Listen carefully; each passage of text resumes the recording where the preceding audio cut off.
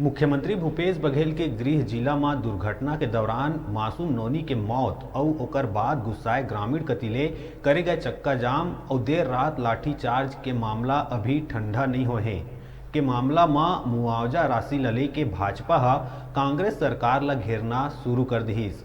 Bhajpa UP में देहे 50 लाख मुआवजा ला मुद्दा बनावत कहिस के छत्तीसगढ़ के लोगन संग कांग्रेस सरकार छल करत है।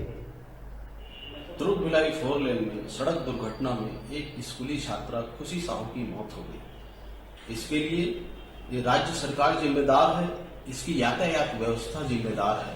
आज रायपुर से दुर्ग तक हर जगह जाम लग रहे हैं। उससे भी कहीं ज्यादा जिम्मेदार इस प्रदेश के मुख्यमंत्री हैं, क्योंकि जब नेशनल हाईवे को जाम किया गया उस समय ग्रामीणों की मांग थी कि मृतक के परिवार को 50 लाख रुपए का मुआवजा मिले। 50 लाख मुआवजा की मांग छत्तीसगढ़ के लोगों को मन में कैसे आया, ये बात जानने और समझने की जरूरत है। ये छत्तीसगढ़ दुर्ग जिला मुख्यमंत्री का गृह जिला है और जो घटना हुई उसके पड़ोस के गांव में ही हुआ है।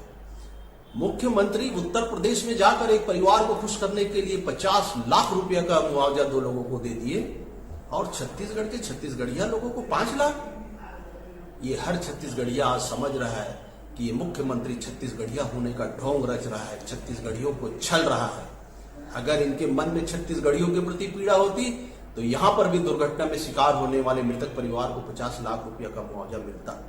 आज हर गांव में इस बात की चर्चा है और ये निंदनीय है कि पुलिस ने लाठीचार्ज किया और देश के प्रति जो सेवा करके सेवानिवृत्त होकर जो जवान आए हुए हैं उनके बताने के बाद भी उनको पीटा गया। ये धिक्कार है इसी सरकार को और इस सरकार में रहने वाले मंत्रिमंडल को और इस प्रदेश के मुख्यमंत्री को, जो छत्तीसगढ़ियों के साथ, इस प्रदेश की जनता के साथ अन्याय कर रहे हैं।